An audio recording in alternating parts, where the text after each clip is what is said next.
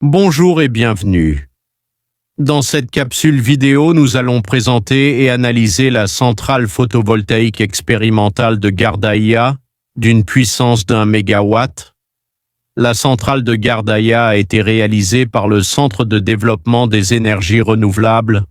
Elle utilise 3 technologies de panneaux, le silicium monocristallin, le polycristallin et le thin film.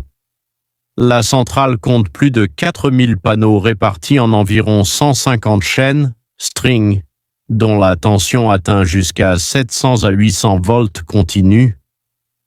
Les panneaux sont installés avec une inclinaison de 30 degrés et orientés plein sud, ce qui optimise la production dans le climat ensoleillé de Gardaïa. Chaque panneau est composé de cellules photovoltaïques basées sur une jonction PN.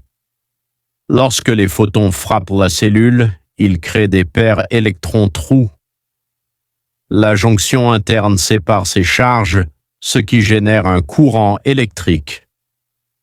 Les cellules monocristallines offrent un rendement supérieur, tandis que les thin film sont plus résistantes à la chaleur, un avantage important dans le désert de Gardaïa. Le cœur de la centrale est constitué des onduleurs.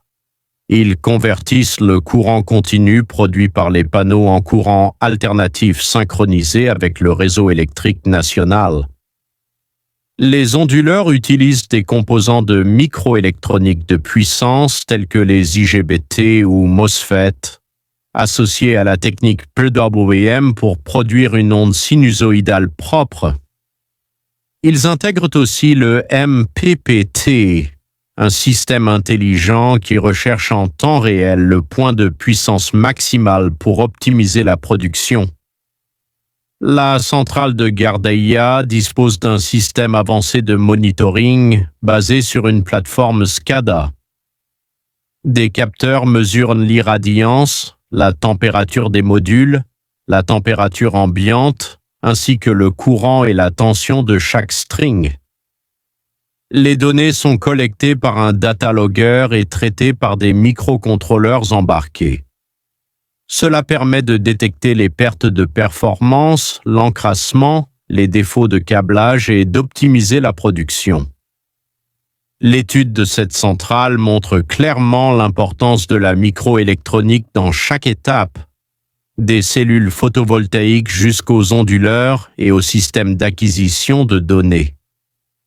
La centrale de Gardaïa représente un modèle idéal pour la transition énergétique en Algérie et un laboratoire à ciel ouvert pour les ingénieurs.